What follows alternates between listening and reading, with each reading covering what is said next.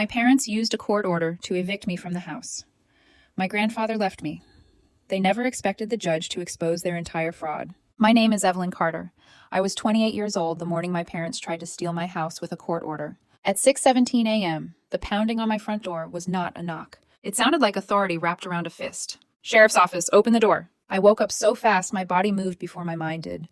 My heart slammed against my ribs as I stumbled out of bed, grabbed a robe from the chair, and stepped into the hallway barefoot. I looked through the peephole. It was worse than a fire. A deputy stood on my porch in full uniform, broad shoulders filling the frame, body camera blinking against his chest, clipboard tucked under one arm. Across the street stood my parents, Preston and Victoria Ward. My father stood with his hands in his pockets while my mother watched with a satisfied smile. They looked like they were waiting for a show. I opened the door with the chain still locked. The deputy looked down at his clipboard. "Evelyn Carter?" "Yes. I have a writ of possession. Court-ordered eviction. You need to vacate the premises by noon today." For a split second, I couldn't process what he'd just said. Eviction. By noon. Those were the only words my brain managed to hold on to. I looked past him again, at my parents standing across the street like they had bought tickets to watch my life collapse. "This is my house," I said. My voice came out steadier than my hands felt. The deputy's expression softened, but only slightly. "Ma'am, I'm just executing a court order." My mother raised her voice from the sidewalk. "You should have listened to us, Evelyn. This is your own fault." The deputy glanced toward her. Something passed across his face. Discomfort, maybe, or recognition that this was not a normal eviction. I kept my eyes on him. "Who filed it?" He looked back down at the top line of the paperwork. Then his expression changed. Completely. His jaw tightened. "The plaintiffs are listed as Preston Ward and Victoria Ward. My own parents had filed an eviction against me for the house my grandfather had left me 5 years earlier, the same house I had maintained and paid for ever since." I reached through the gap in the chain door. "Show me the service address." The deputy hesitated, then turned the clipboard enough for me to see. I read the line. My blood went cold. 341 Hawthorne Lane, apartment 2B. My parents' old rental. 16 years ago. "That is not my address," I said. "I haven't lived there since I was 17. The deputy looked back at the page. According to the records, service was accepted by an adult female occupant on November 3rd. November 3rd. 11 days earlier. I looked across the street. She gave me a small mocking wave. She had knowingly accepted court papers meant for me. A cold certainty settled over me. This wasn't a mistake. They had planned this. "Hold the paper steady," I said. The deputy blinked. "What?" "Please hold it steady." I photographed every page, making sure the case number, service address, and my parents' names were all visible. The deputy watched me carefully. "Ma'am, you need to understand. I have to follow the order, but if there's a procedural problem, you need to get to the courthouse when it opens at 8:30. My father cupped one hand around his mouth from across the street. "I'll pack your things for you, Evelyn. It's over." I looked at him. He didn't look like my father anymore. Just a man who thought he could intimidate me. I closed the door, locked it, pressed my back against it. And for 3 seconds, I let my hands shake. Then I moved. I went straight to the closet and pulled down the fireproof pouch from the top shelf.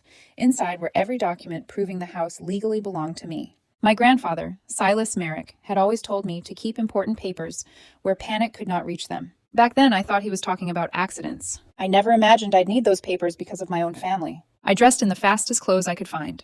Black trousers, a sweater, the coat hanging by the back door. I tied my hair without looking in a mirror. I couldn't leave through the front door. My parents were waiting there, and I understood suddenly that they wanted me to walk past them. They wanted to see my face. They wanted the humiliation. So I went out the back. The morning air cut through my coat as I crossed the yard, climbed the short fence into Mrs. Chen's garden, and landed badly in the wet grass. Mrs. Chen was 73, lived alone, and had once told me that if my parents ever came around causing trouble, she would call the police before they finished parking. Her porch light was already on. Through the kitchen window, I saw her standing with a phone in one hand. Mrs. Chen met my eyes and gave me a quiet nod. I kept moving. By 7:45 a.m., I was sitting on the courthouse steps with my fireproof pouch in my lap and my phone open to the photographs of the eviction order. I stared at the eviction paperwork on my phone. According to the court, I was supposedly a tenant who hadn't paid rent. It was absurd. They were claiming I was a tenant in my own house. The word sat on the screen like an insult. At 8:30 exactly, the courthouse doors opened. I was the first person through. The clerk at the civil filing window was a woman named Jasmine Okafor. She looked like she had already handled 6 emergencies before breakfast and still had enough patience left to save one more person from falling apart. "I need to file an emergency motion," I said, sliding the eviction order under the glass.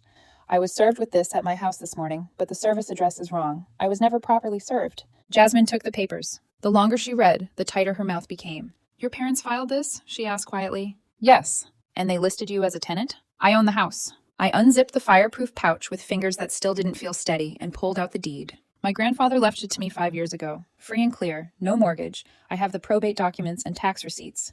Jasmine studied the deed, then turned back to her computer. Her keyboard clicked fast. The courthouse buzzed around us, but all I could focus on was the screen in front of me. Then Jasmine stopped typing. "There's more," she said. The words made my stomach drop. She turned her monitor slightly so I could see. They attached a rental agreement to the initial filing. A rental agreement? On the screen was a typed document, clean and professional looking, dated January 2023. Agreement between Preston Ward and Victoria Ward, landlords, and Evelyn Carter, tenant, for the property located at 1847 Southeast Ankeny Street. It was a rental agreement listing my own house, and me, as the tenant. At the bottom was a signature, Evelyn Carter. Except it was not mine. It was close enough to disturb me. The E leaned a little too hard. The tail on the Y was wrong. Whoever had written it had studied my signature, practiced the shape, learned the rhythm, and still missed the part that made it mine. "This is forged," I said. Jasmine did not look surprised, only sad. That may not be all. She clicked into another record. 2 weeks ago, a quitclaim deed was recorded with the county. It transfers ownership of 1847 Southeast Ankeny Street from you to Preston and Victoria Ward. For a second, the courthouse noise disappeared. I could see Jasmine's mouth moving, but the words arrived late. Ownership had supposedly been transferred to my parents. "No," I said. The denial came out before thought. "No, I never signed a quitclaim deed. It was recorded November 1st, she said. Notarized." She printed the document and slid it beneath the glass. I picked it up. Everything looked official except the signature. It wasn't mine. Someone had not just lied about me. Someone had copied me. Jasmine leaned closer to the glass. "If you want to stop the eviction, you need to file an emergency motion right now. Judge Carrion has a 9:30 docket. I can get this on it if you file in the next 10 minutes. I looked down at the forged deed. My hands were cold. Losing my grandfather had hurt. Watching someone steal what he left me hurt even more. "I need the forms," I said. Jasmine pulled them from a drawer immediately. "Emergency motion to vacate default judgment. Write clearly. Attach every document you brought. Deed, driver's license, tax receipts. Mention the false service address. Mention the forged rental agreement. Mention the quitclaim deed." I took the forms to a narrow counter in the hallway. My hand shook once. I took a breath and started writing. "Steady hands, Evelyn. Panic wastes time." I explained that I had never been served, the rental agreement was forged, and the deed transferring my house was fake.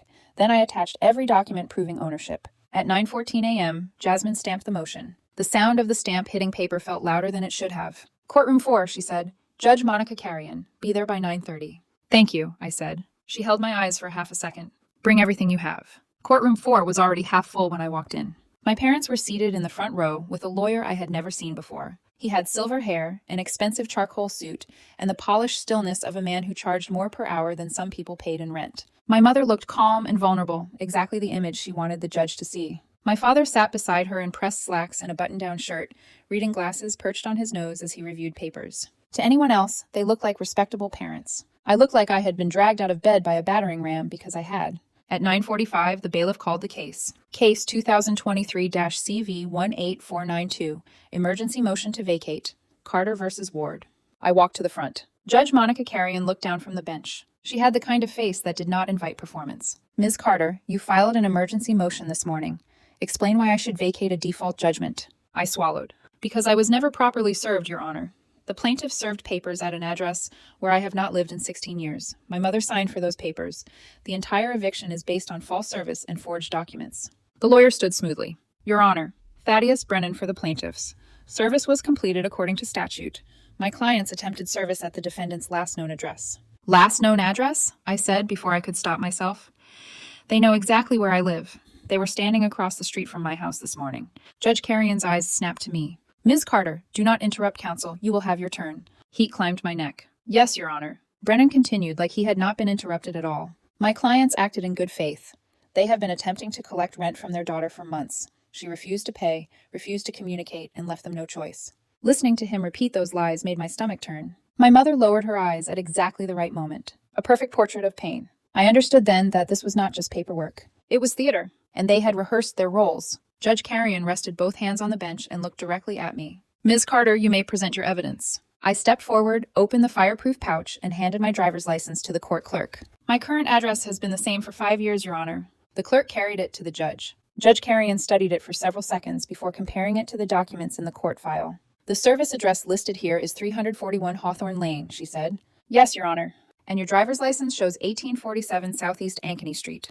"That's correct." "When did you move from Hawthorne Lane?" "I was 17 years old." A quiet murmur spread through the courtroom. Judge Carrion slowly turned toward my parents. "Mrs. Ward?" My mother stood immediately. "Yes, Your Honor." Why did you accept legal service addressed to your daughter at an address where she no longer lives? For the first time that morning, I saw my mother's eyes shimmer with tears. If I hadn't known her my entire life, I might have believed them. We've been trying to reach Evelyn for months, she said, her voice trembling just enough to sound believable. She stopped returning our calls. We were worried about her. We only wanted to protect the property before she ruined everything. She talked as if the house belonged to them instead of me. Mr. Brennan stepped forward again. Your Honor, my clients have made repeated attempts to collect rent. Ms. Carter refused every request. Filing for eviction became their last available legal remedy. I couldn't stay silent. The house isn't theirs. The words echoed harder than I intended. I inherited it. Judge Carrion raised one hand. Ms. Carter. I forced myself to inhale. I'm sorry, Your Honor. She nodded once before turning back to Brennan. The complaint identifies the defendant as a tenant. Correct. Yet county records also show ownership changed through a quitclaim deed 2 weeks ago. Yes. Explain. Brennan answered without hesitation. Ms. Carter voluntarily transferred ownership to her parents in exchange for debt forgiveness. Debt forgiveness. The phrase almost made me laugh. My parents had never loaned me $1. When my grandfather died, they had refused to help with the funeral expenses because, according to my father, I was already getting enough. I looked at the judge. I never signed any deed. Brennan calmly lifted another folder. The deed was properly notarized. The clerk handed it to Judge Carrion. Judge Carrion examined every page in silence. Then she looked over the top of the papers. Who is Petra Jovanovic? Our notary public, Brennan replied. Licensed in Oregon. Judge Carrion kept reading. The room had become so quiet that I could hear someone coughing in the hallway outside. Finally, the judge looked directly at me. Ms. Carter. Yes, Your Honor. Is this your signature? No. You are certain? Completely. She studied me for another moment. You're accusing someone of forgery. I understand how serious that accusation is. Then explain. I swallowed. My signature isn't just handwriting. I pointed carefully toward the document. It isn't my signature. I've signed legal documents every day for years. I know exactly how I write my name. I shook my head. Judge Carrion continued studying the page. Then she placed my driver's license beside it, next to the rental agreement, next to the quitclaim deed. For the first time, Brennan looked uncertain. The judge looked toward my parents. Neither of them met her eyes. Instead, my mother stared at the floor, while my father gripped the armrest so tightly his knuckles had turned white. For the first time that morning, they looked unsure. But the certainty they had worn into the courtroom had begun to crack. Judge Carrion leaned back. Mr. Brennan. Yes, Your Honor. The deed bears a notary acknowledgement. It does. I would like to hear directly from the individual who notarized it. Your Honor. She cut him off before he finished. No. The single word landed like a hammer. I want Petra Jovanovic in this courtroom tomorrow morning at 9 o'clock. She wrote something in the case file. I also expect her complete notary journal. Brennan's shoulders stiffened. Judge Carrion turned toward me. Ms. Carter. Yes, Your Honor. Bring documentation establishing your whereabouts on November 1st. I can do that.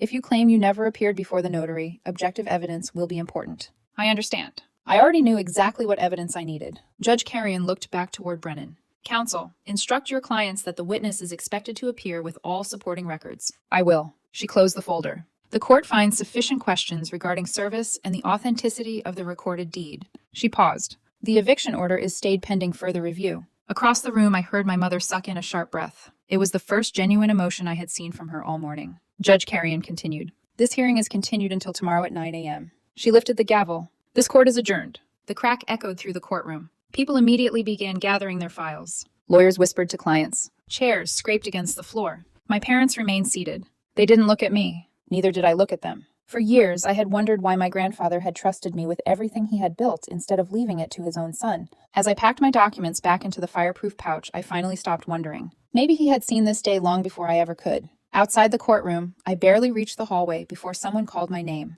Evelyn. I turned. It was Lenora Hutchins, the founding partner of the law firm where I worked. She had listened to the hearing from the public gallery without saying a word. Her expression was calm, focused. The judge gave you an opportunity, she said. Now we make sure tomorrow leaves no room for doubt. I nodded.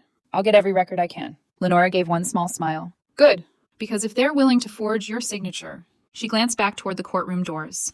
I have a feeling that's only the beginning. I left the courthouse with one thought repeating in my head. Tomorrow would decide everything. The temporary stay had bought me less than 24 hours. If I failed to prove the truth, the eviction could move forward again. If I succeeded, my parents' entire story would collapse. By 3:45 that afternoon, I was pulling into the parking garage beneath Hutchins and Associates. Work had always felt safe. That afternoon, it was the only place that still made sense. Lenora Hutchins was already waiting outside her office when I stepped off the elevator. She didn't ask how I was. She had seen enough courtrooms to know that question rarely mattered after a hearing like that. Instead, she closed her office door behind us. Tell me everything. I laid every document across the conference table. The forged rental agreement, the quitclaim deed, the false proof of service, the emergency motion. When I finished, she folded her hands together. Lenora looked at me.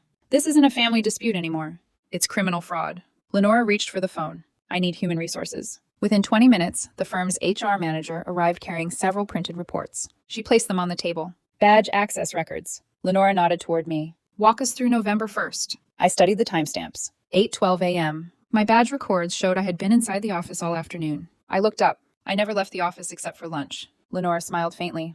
The quitclaim deed says it was notarized at 2:30. She slid another document toward me. The notary's office is in Beaverton, 23 miles away. I stared at the map attached to the report. Even with perfect traffic, I couldn't have driven there, signed legal documents, returned to downtown Portland, and somehow left no gap in my building access records. It wasn't possible. No, Lenora agreed. It wasn't. She opened another folder. Our building security cameras retain recordings for 90 days. She looked toward the HR manager. Do we still have November 1st? We archived everything after a network upgrade. Lenora smiled. Perfect. The footage clearly showed I had never left the building that afternoon. Lenora paused the video. This is excellent. I nodded, but something still bothered me. They must have known I'd eventually prove where I was. Maybe. She folded her arms. Or maybe they assumed you'd never get the chance. The words settled heavily between us. Never get the chance. Had the deputy simply carried out the eviction? Had I panicked instead of reading the paperwork? Had I accepted what was happening without questioning it? Everything would already be gone. Everything my grandfather had trusted me with could have disappeared in one morning. All because someone counted on procedure moving faster than truth. Lenora interrupted my thoughts. We still need one more witness. The notary. Exactly. If she lies? Lenora looked at me steadily. Then she risks prison. That answer lingered in my mind long after I left the office. By early evening, I pulled into my driveway. The house looked exactly as it always had. From a distance, nothing had changed. But I couldn't stop seeing it through my parents' eyes. Not as home. As property. As money. As something worth stealing. A bright orange notice fluttered against my front door. Notice of eviction. Court order. Vacate by noon. I ripped it down before finishing the last sentence. The paper crumpled easily. The damage it represented did not. Across the street, Marcus Okonkwo was watering the flower beds outside his house. He looked up immediately. Evelyn? I walked over. I need a favor. His expression changed the moment he saw my face. What happened? My parents are trying to steal my house. He blinked. I know that sounds insane. It does. But I believe you. I laughed quietly. It was the first genuine laugh I'd managed all day. They forged documents. They actually filed an eviction. They're serious. Marcus shook his head slowly. I've lived across from you for 8 years. I've watched you replace that roof. I've watched you shovel snow. I've watched you rebuild the back fence. No jury would believe you're someone else's tenant. I hope the judge agrees. He reached into his pocket. My Ring cameras cover most of your front yard. If anyone shows up while you're gone, I'll save every recording. Thank you. You don't have to thank me. He smiled. Neighbors are supposed to look out for each other. The words stayed with me after I walked back inside. Marcus had shown me more loyalty in one afternoon than my own parents had in years. The house felt unusually quiet that night. I wandered from room to room without turning on many lights. The living room. The dining room. The hallway where my grandfather had measured my height every birthday until I left for college. My fingers brushed the old marks still carved into the trim. The old height marks were still carved into the hallway trim. The year I helped him repaint the hallway after chemotherapy had already begun stealing his strength. I closed my eyes. I could almost hear him. Steady hands, Evie. He was the only person who still called me that. You don't rush good work. At the time, he had been teaching me how to refinish old oak cabinets. Now the memory carried an entirely different meaning. He had always believed patience defeated panic. Perhaps that was why he trusted me with the house. Not because I needed it, because he believed I would protect it. I sat alone in the living room until nearly midnight. The stack of evidence rested on the coffee table beside me. Every piece of evidence was finally coming together. Only one piece remained missing. Petra Jovanovic. Tomorrow she would either repeat the lie or tell the truth. Somewhere across the city, I imagined my parents rehearsing their story one more time. I wondered if they were nervous. I wondered if they still believed they could win. Before going upstairs, I placed my grandfather's framed photograph back onto the mantel where it had always stood. I'll protect it, I whispered. I promise. The alarm rang at 6 the next morning. By 8:47 a.m., I walked back into courtroom 4, carrying a thicker folder than I had the day before. My employment records, my badge logs, security camera stills. Every minute of November 1st accounted for. My parents were already seated. So was Thaddeus Brennan. But there was someone new sitting alone in the back row. A woman in her 50s with streaks of gray running through dark hair. She clutched a worn black leather notebook so tightly her knuckles had turned white. Petra Jovanovic. She looked less like someone preparing to testify, and more like someone waiting for her own sentence. The courtroom was noticeably quieter than the day before. It would decide whether the truth had enough weight to survive carefully planned lies. At exactly 9 o'clock, the bailiff called the courtroom to order. All rise. Judge Monica Carrion took her seat. She glanced once at the case file before looking toward the woman sitting alone in the back row. Ms. Petra Jovanovic, Petra stood so quickly that her chair nearly tipped over. She walked to the witness stand with hesitant, uneven steps, clutching the black leather notebook against her chest as though it were the only thing keeping her upright. She raised her right hand. The oath was administered. Then Judge Carrion spoke. Ms. Jovanovich, you are a licensed notary public for the state of Oregon? Yes, Your Honor. And on November 1st of last year, you notarized a quitclaim deed concerning the property located at 1847 Southeast Ankeny Street? Yes. I asked you to bring your notary journal. Petra handed the leather notebook to the clerk. Judge Carrion opened it carefully. She flipped through the journal, then looked up. According to your journal, the signer presented an Oregon driver's license.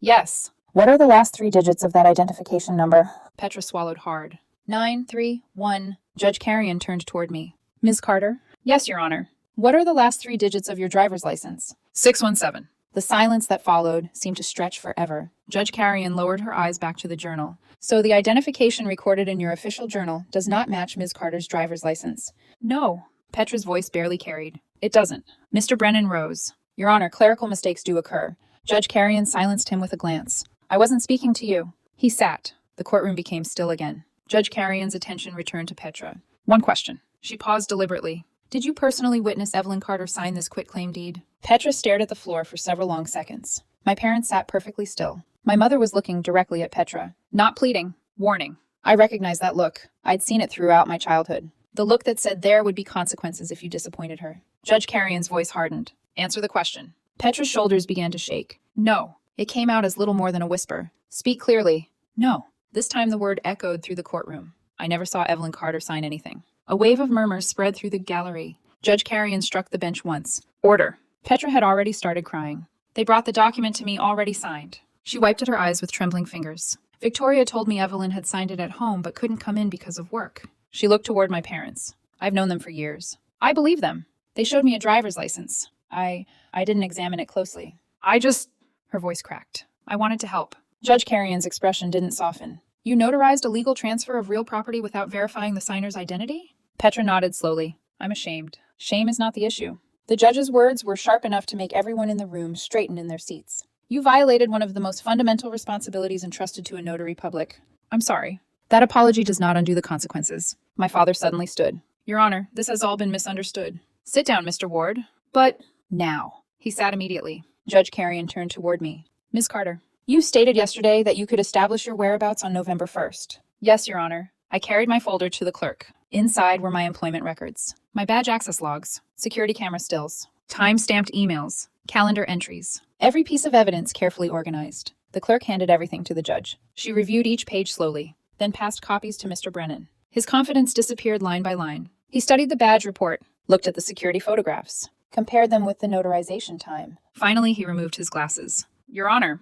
His voice sounded completely different from the day before. I request a brief recess to consult with my clients. Judge Carrion didn't hesitate. Denied. She closed the folder. The documentary evidence establishes that Ms. Carter was at her place of employment throughout the afternoon of November 1st. She looked toward my parents. The deed could not have been executed as represented. My mother's composure finally shattered. No? She shook her head frantically. There has to be some mistake. Judge Carrion continued as though she hadn't spoken. This court finds that the quitclaim deed was fraudulently executed. She lifted another document. The rental agreement presented in support of the eviction contains the same irregular signature characteristics. Another pause. The court therefore concludes there is probable cause to believe both documents were forged. My father's face had lost all color. For the first time since this nightmare began, he looked exactly as frightened as I had felt when the deputy knocked on my door. Judge Carrion picked up her gavel. The default judgment is vacated. She struck the bench. The writ of possession is immediately dissolved. Another strike. The recorded quitclaim deed is declared void. A third strike. The eviction proceedings are dismissed with prejudice. Whispers spread through the courtroom. My mother began crying openly. Real tears this time. Judge Carrion wasn't finished. I am referring this entire matter to the Multnomah County District Attorney's Office for immediate criminal investigation. Her eyes moved from my mother, and to my father, and then to Petra. Potential offenses include forgery, fraud, theft by deception, perjury, and filing false instruments. She looked toward my parents once more. Mr. and Mrs. Ward, you are hereby ordered to have no contact with Miss Carter or her residence pending further proceedings. Then she turned to Mr. Brennan. Counsel. He stood quietly. Did you independently verify any of the documents your clients provided before filing this action? He hesitated. I relied upon my client's representations. You relied upon forged documents to initiate an eviction. The courtroom became silent again. I am imposing sanctions in the amount of $5,000 and referring this matter to the Oregon State Bar for review. Mr. Brennan closed his eyes briefly. Understood, Your Honor. Judge Carrion placed both hands on the bench. Finally, she looked directly at me. Ms. Carter. Yes, Your Honor. The evidence presented today establishes that you were the victim of an intentional scheme designed to deprive you of your property. She paused. This court awards reasonable attorney's fees, filing costs, and $25,000 in emotional distress damages. For several seconds, I couldn't speak. I simply nodded, not because the money mattered. It didn't. Nothing the court awarded could erase what my parents had chosen to become. Judge Carrion lifted the gavel one final time. This matter is concluded. The sharp crack echoed through the courtroom. As people slowly rose from their seats, I remained standing exactly where I was. Winning didn't feel like victory. The house was safe, but my family was gone. The last illusion that the two people who had raised me would always choose to protect me. Behind me, I heard my mother call my name. Evelyn. I didn't turn around. Some doors, once closed, are never meant to be opened again. The courtroom slowly emptied around me. I still hadn't moved. For nearly 15 minutes, I simply stood there, my hand resting on the folder that had almost become the only thing standing between me and homelessness. Lenora Hutchins appeared beside me. I listened to every word. I finally looked at her. They tried to take everything. I know. They almost succeeded. No, she said gently. They almost convinced you they could.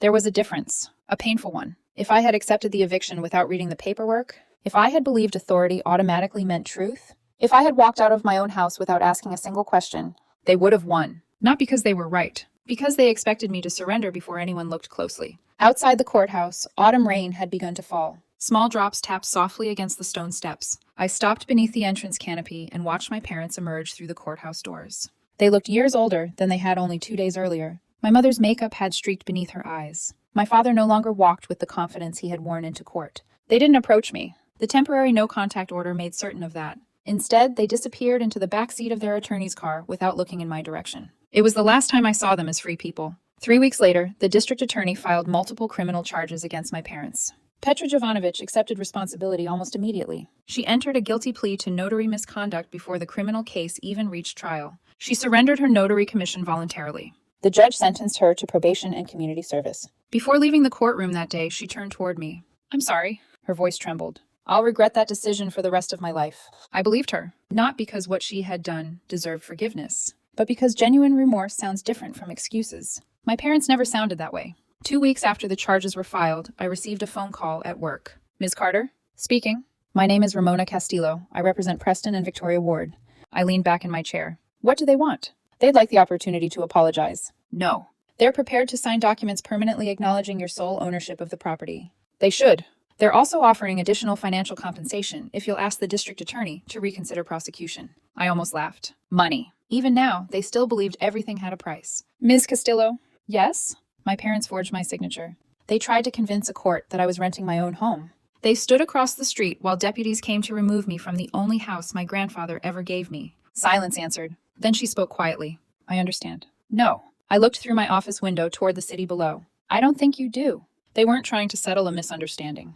They were trying to erase me. I ended the call before she could answer. Winter arrived. The criminal case moved steadily through the courts. Every month revealed another piece of evidence. Text messages discussing fake paperwork. Drafts of forged signatures. Bank records showing payments connected to the fraudulent filing fees. Each document made one thing painfully clear. Every new document confirmed the scheme had been planned for months. The eviction order had simply been the final step. 6 months later, just 2 weeks before trial, my parents accepted a plea agreement. They pleaded guilty to reduced felony forgery and theft by deception charges. The second courtroom was quieter. This time there were no excuses, only consequences. The judge ordered probation, restitution, community service, and a permanent no-contact order. Neither of them protested. Neither looked at me. The judge asked if I wished to make a victim impact statement. I stood, walked to the podium, looked at the two people who had once tucked me into bed when I was little. I've spent months wondering what hurt the most. My voice remained calm. I thought it was the forged signature. I shook my head. It wasn't. I thought it was waking up to deputies at my front door. It wasn't that either. My parents remained silent. The worst part, I paused, was realizing my grandfather understood something about you long before I ever did. The courtroom was completely still. He didn't leave me that house because he loved you less. He left it to me because he knew who would protect it. I looked toward the judge. I have nothing else to say. I returned to my seat. Neither of my parents ever attempted to speak to me again. 1 year later, the maple tree outside my house had grown another season taller. The porch had fresh paint. The gutters no longer leaked. The garden was thriving again. Every Saturday morning, I took care of it just as my grandfather and I used to. Just as my grandfather and I had done together years before. Sometimes I could almost hear him. The garden is like life, Evie. You have to pull the weeds before they choke everything worth keeping. For a long time, I thought he had been talking about plants. Now I understood. Some weeds wear familiar faces. Some betrayals carry your own last name. My parents kept sending apology letters through their attorney. I returned everyone unopened. Forgiveness is a choice. Reconciliation is another. One does not automatically require the other. I chose peace, not reunion. Some people believe justice means revenge. I don't. Justice is simply the moment when the truth finally becomes heavier than the lies. On quiet evenings, I still sit on the back porch with a cup of tea and watch the sun settle behind the old maple tree. The house is peaceful again, safe again, home again. Sometimes I think about the morning deputies knocked on my door. I remember how frightened I was, how close I came to believing I had already lost everything. Then I look around at the home my grandfather trusted me to protect. I remember the promise I whispered to his photograph the night before the final hearing. I'll protect it. I kept that promise, not just by saving the house, but by refusing to let the people who betrayed me decide what the rest of my life would become. My grandfather didn't just leave me a house. He left me the courage to defend it. That turned out to be the greatest inheritance of all.